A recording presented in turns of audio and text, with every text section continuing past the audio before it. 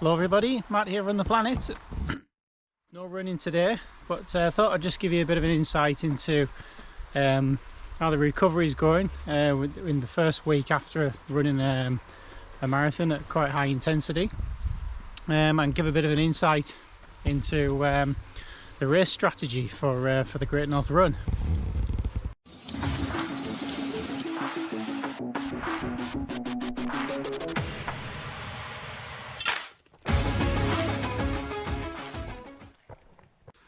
So it's 5 days after the run, but probably a couple of days after the run. Didn't run for the first 3 days after the run, just decided to take a bit of time off and just allow the legs to recover. And then so that was basically the Sunday, the Monday, the Tuesday. I then went out for a run on the Wednesday and Thursday, and both days I did 2 doubles. So the plan was to get some mileage in, but definitely the Wednesday was 2 recovery days, just around 6 kilometers pace. And immediately after the first run, and probably even better a little bit after the second one, really slow steady runs around about 130 135 beats per minute heart rate, just keeping it really low and steady. And immediately after, I could feel that my legs loosened up a bit. Any slight discomfort that I had, the discomfort wasn't that bad after this marathon, surprisingly enough, but any discomfort I had just kind of improved, got better, much easier. So really happy with that. And then on the Thursday when I went out for a run, I actually picked it up to tempo speed, so I had my 2 recovery runs on the Wednesday, and went out for it and felt really good, felt like I had good energy. But usually on something like an 8k tempo run, a usual route I can keep up that tempo pace, so getting close to 5 minutes, or around about 5 minutes per kilometre pace, marathon goal pace. Trying to run at that pace is usually quite easy for an 8k, but I found that probably the last couple of kilometres it was really quite tough, quite difficult to keep going.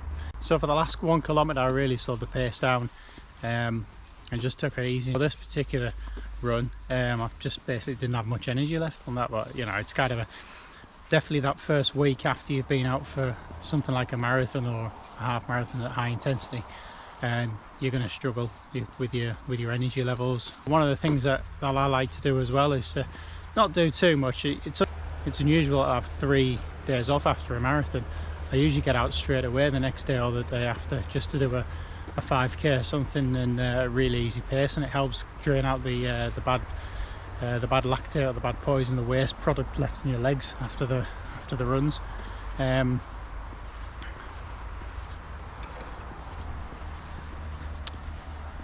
Yeah, so now we're just taking it easy. Going to be very interesting tomorrow's run. We're out for planning for a 32k. It's going to be quite interesting. See how the body feels. So yeah, moving on to the Great North Run then. Really happy it's come back. The last one I run was in 2019. So it's been 2 years since that. Obviously last year's was cancelled for obvious reasons. But yeah, it's really good to be back at a live event race, and I'm surprised on one hand that it's going ahead. It's going to be around about 50,000 people attending, about 50,000 runners, so it's going to be quite an impressive day. But obviously they've done really well with organising it, so everybody's got staggered starts. I think there's something like 28 waves, and there's not going to be one big start of everybody going all at once.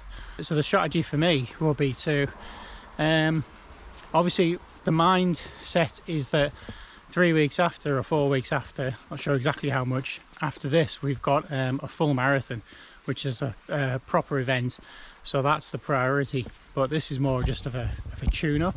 So what I'll be planning to do, the first couple of kilometres is going to be downhill-ish as you go down and over the Tyne Bridge.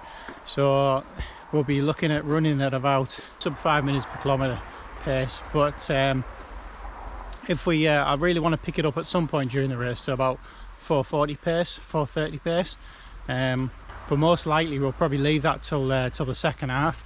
So with it being basically downhill at the start over the Tyne Bridge, we don't want to use up too much energy at the start and end up finding yourself bonking at the end.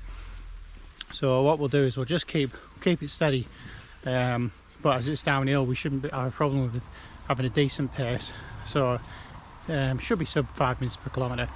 And then there's about a 600 metre climb uphill, and likewise downhill, so a bit of a hill after you exit the Tyne Bridge and get round to the gates of the stadium before it goes flat for about 5 or 6 kilometres. So we'll try and keep it under 5 minutes per kilometre pace for that, and then maybe try and pick it up a little bit later on, and then run out to the end.